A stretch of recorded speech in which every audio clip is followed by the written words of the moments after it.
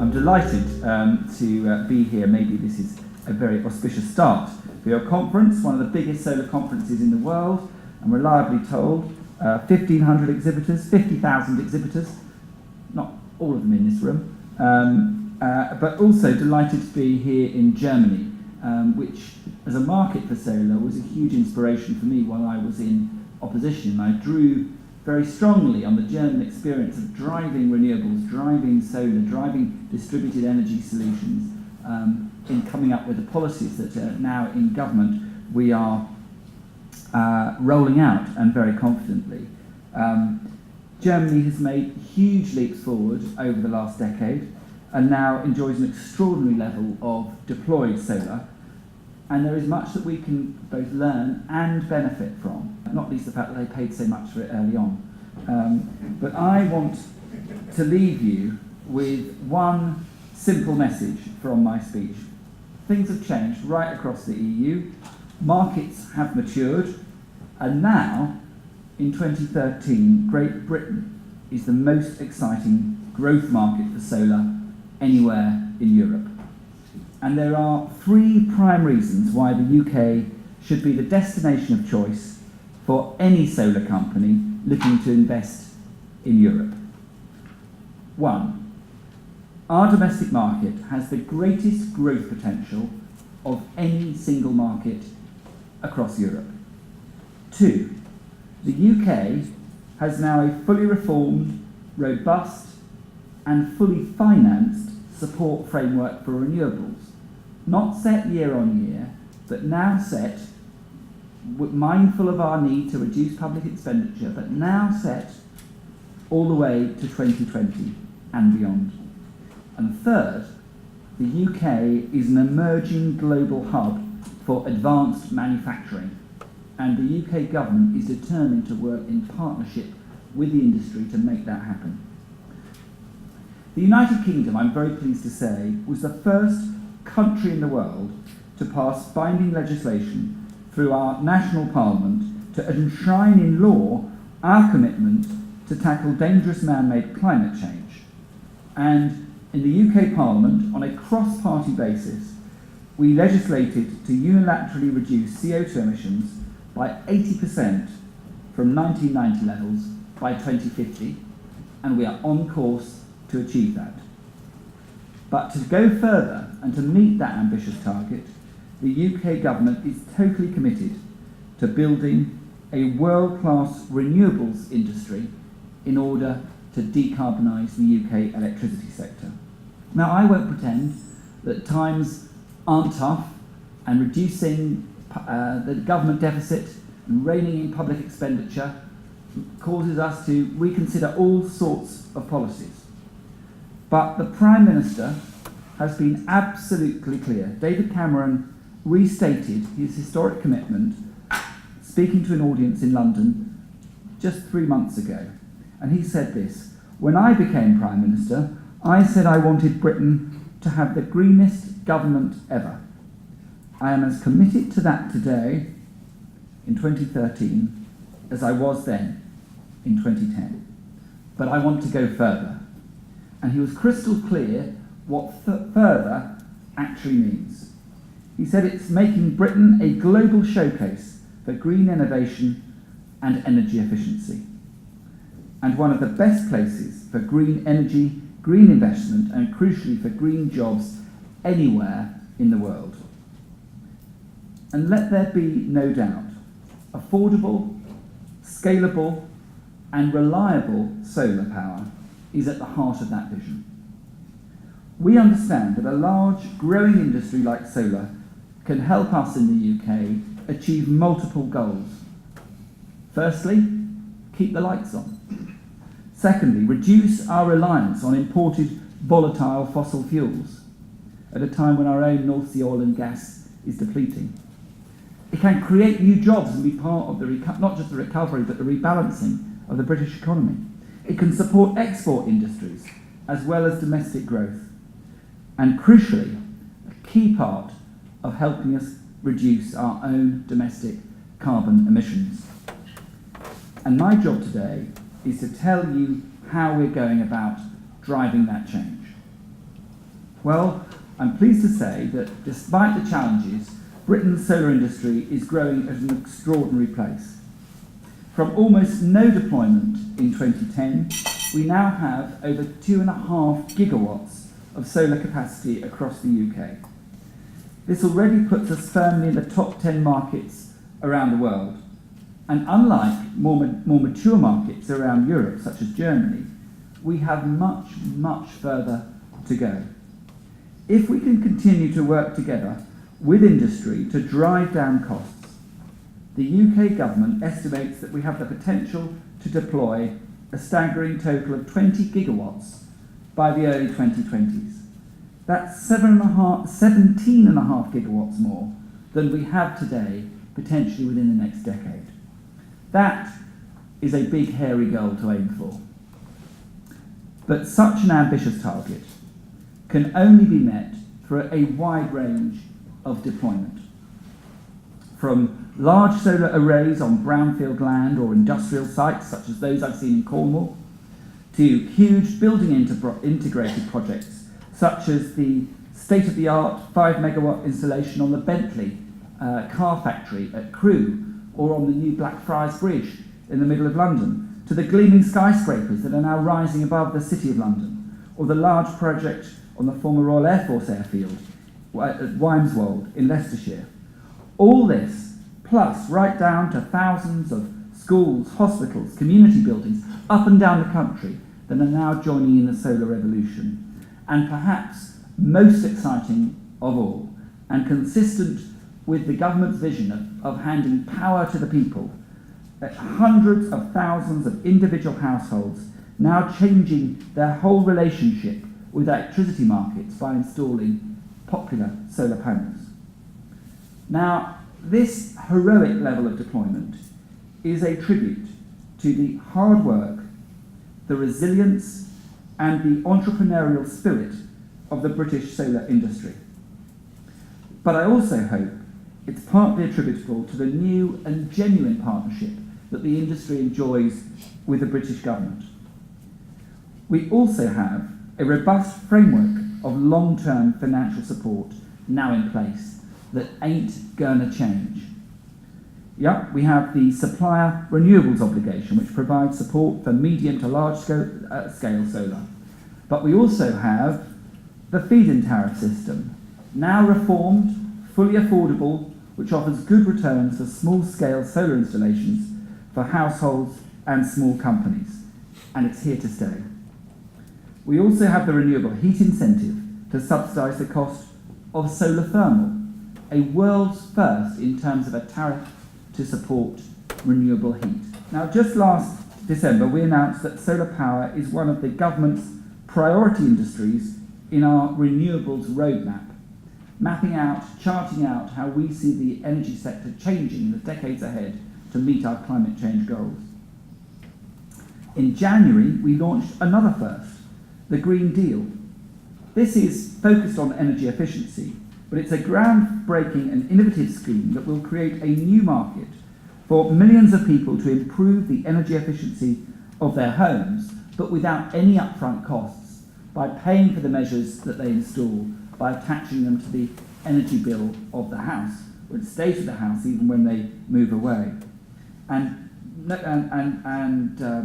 focused on the savings in their energy bills as a result of putting in these improving measures. But this is also a great opportunity to fit microgeneration technologies like solar panels. The government is also setting up the Solar Strategy Group, bringing industry and government together to tackle remaining barriers to further, more ambitious deployment. And later this year, I will launch the UK government's first ever dedicated solar strategy. But this story is not just about government. The solar industry in the UK has also supported strong growth with an active lobby, which keeps government, and me in particular, constantly on my toes.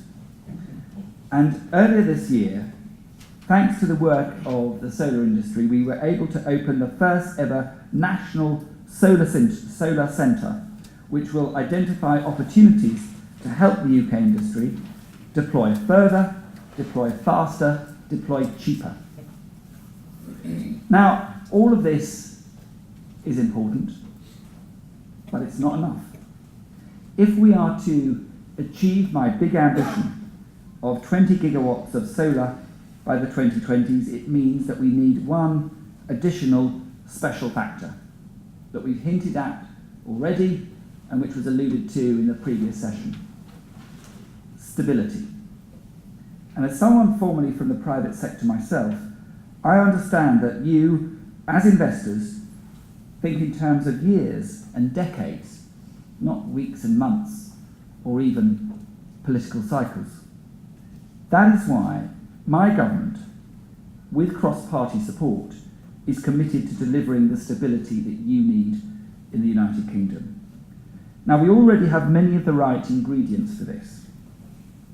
Firstly, public support, as again was alluded to in the last session. Our most recent survey shows, unlike other renewable technologies, solar enjoys over 80% public approval ratings. This is higher than any other single technology, and the sort of rating that politicians can only dream about. And as I've said already, it enjoys cross-party support. The current opposition supports solar power. Indeed, some of our policies, such as the feed-in tariff, although they required significant improvement when we came into offer, to be fair, were introduced by Ed Miliband, the current leader of the opposition, when he was Secretary of State for Energy in the last administration. The other important element is the right skills. We have world-class universities. Some of these, such as Imperial and Loughborough, have globally recognised solar PV research and expertise that put them at the cutting edge of solar innovation. But we increasingly have a skilled workforce too, with a focus with this government on new apprenticeships and lifelong learning. Furthermore, there is good financial support. The UK has the lowest corporation tax of any major European economy. And in David Cameron's led coalition, you have a government committed to supporting business and industry. And then you have the City of London and its multi-billion-pound financial services industry, global leaders in novel funding for innovation and sunrise industries. And additionally, we're taking advantage of our stable environment to enact policies which will bring even more stability for international investors. We have agreed across government with the Treasury to provide a huge £7.6 billion per year by 2020 of targeted subsidy to support renewables deployment in Britain. There is no other country in Europe that can tell you with certainty what the level of subsidy on an incrementally growing year-by-year basis will be in 2020. Britain and that long-term financial framework is absolutely unique. And a clear demonstration of the UK not only talking big, but putting its money where its mouth is. Now, there's one final point I'd like to stress in my speech, and that is Britain as a global hub for advanced manufacturing. We stand at the centre of many international networks: the European Union, a strong transatlantic alliance with the USA, historical and cultural links with the Commonwealth. All this makes Britain a natural destination for investment from firms looking to go global. But I would add three critical factors. First, I think more than any other country in the EU, we recognise the realities of competition in the 21st century. We recognise that we are in a global race, and that open, innovative, free trading, pro-business, low tax, low regulation nations are the ones most likely to prosper. Our entire government philosophy is focused on succeeding and winning in that global race. Government and private sector, one team, one ambition. And second, I'm travelling the world committed to making Britain a global hub for solar farms. Last year I visited East Africa, with the largest ever green trade mission to scour that part of the continent for opportunities to invest in the growing African solar sector. And later this year, I hope to visit Saudi Arabia to see how Britain and British firms can help that country meet its high ambition to scale up its solar capacity. And finally, Britain, perhaps more than anywhere else in the EU, stands for a global outlook, meaning free trade and global competition. We've always done so, and we will always continue to do so. That is why I have led the fight against the imposition of damaging, counterproductive, anti-dumping EU levies on the imports of Chinese solar panels. In my view, this move by the Commission is totally counterproductive and a retrograde action. And that is why you can be sure that an investment in Britain will bear rewards now and in the future. So, in conclusion, I hope I have left you in no doubt about our commitment in the UK to the solar sector. But in case I haven't, let me stress once again the main point. No country in the EU is better placed for growth and new solar deployment than the United Kingdom. When 2 years ago we reformed our feed-in tariffs, we did so not to put a halt to growth, not to undermine the industry, but because we saw falling solar prices as an opportunity, not a threat. And now no country in Europe has more potential for solar deployment than the UK. Our stated ambitions that mean that we have over 17 gigawatts of solar to deploy in the next 7 or 8 years. And no country has a better mix of ingredients to support that. So, talk to our solar industry reps here. Pay us a visit. Come and talk to us. Invest in Britain. Join with the UK government. Join with our sector. Join with our entrepreneurs. See us as your partner in growth. I promise you, you won't regret it. Thank you.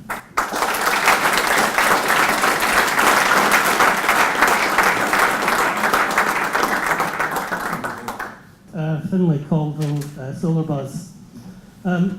With all the deployment under ROC at the moment and the long-term ambition, to add the extra 17.5 gigawatts, is there a point in the next 2 or 3 years that there's an upper limit on what could go in a 12-month period?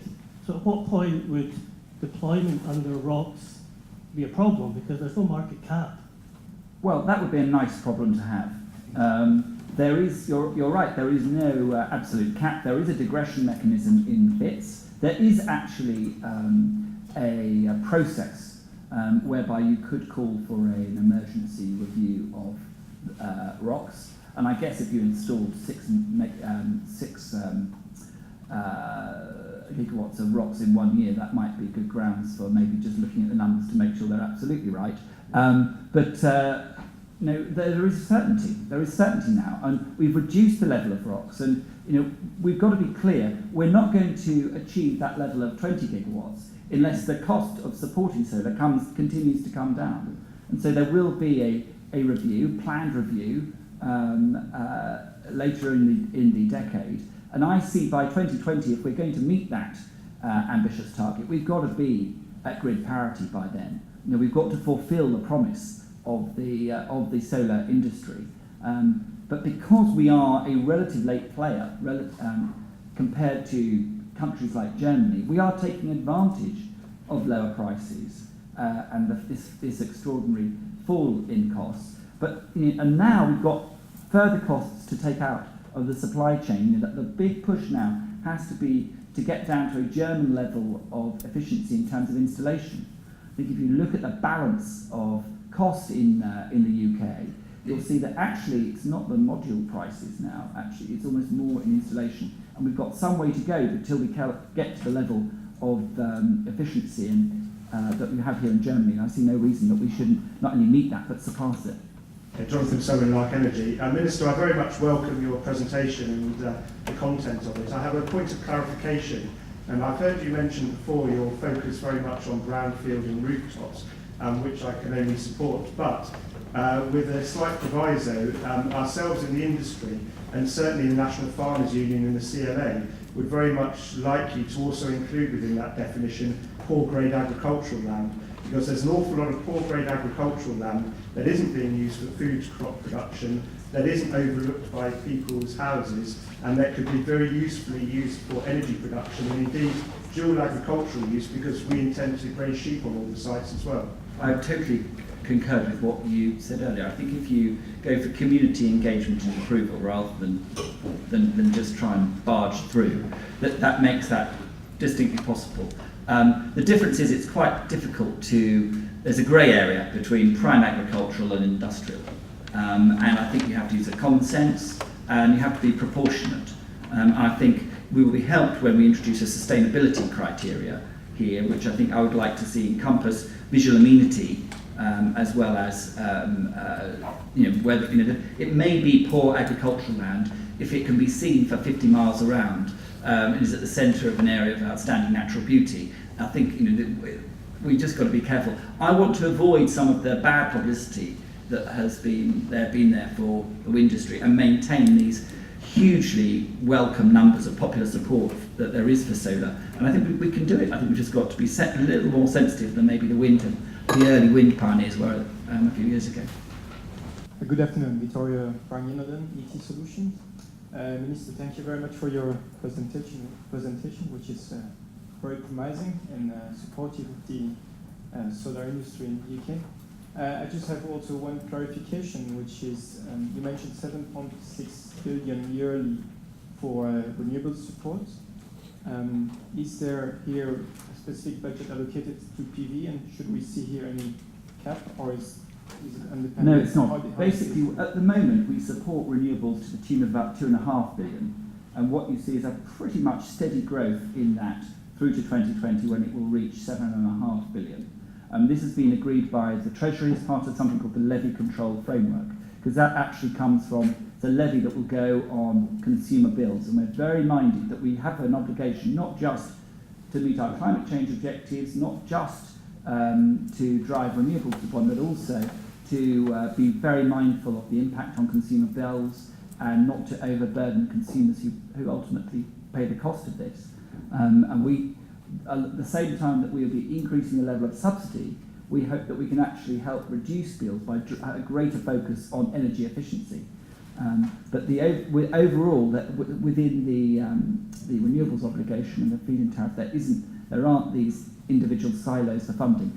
I should say not all of that 7.5 billion is going to go to solar. That's also got to fund the rollout of the world's largest offshore wind programme as well. Thank you. I'm Rob Shaw from LDA Design. We're planning and environmental consultants. You mentioned in your response introducing sustainability criteria. Could you say a little bit more about what you mean by that and how they're likely to be rolled out? Is that through the planning process, which already has that whole set of sustainability criteria built into it? Well, we're looking at this at the moment. It's relatively early days. We've yet to get on. We've been rather busy in the department.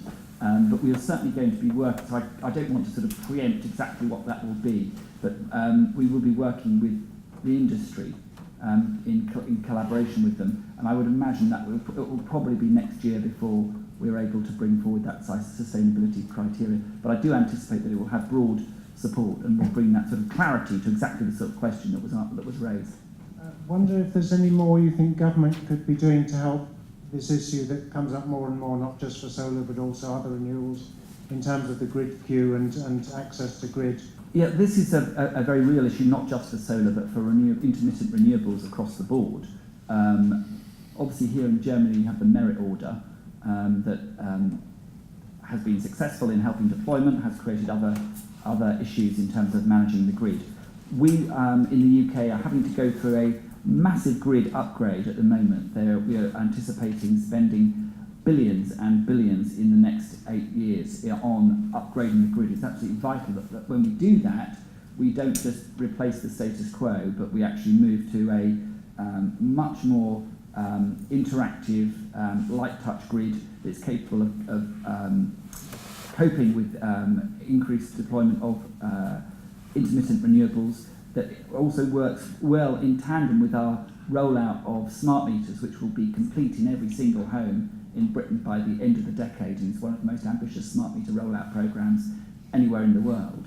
So we've got to pull all these things together, but to place it in context, the total investment in the UK energy sector in the next 10 years is the equivalent of building 20 Olympic parks every year. And the overwhelming amount of that is going to come from the private sector, and a big chunk of that is for the grid in order to deal with exactly the problems you highlight. If you could join me in thanking the Minister for being here today.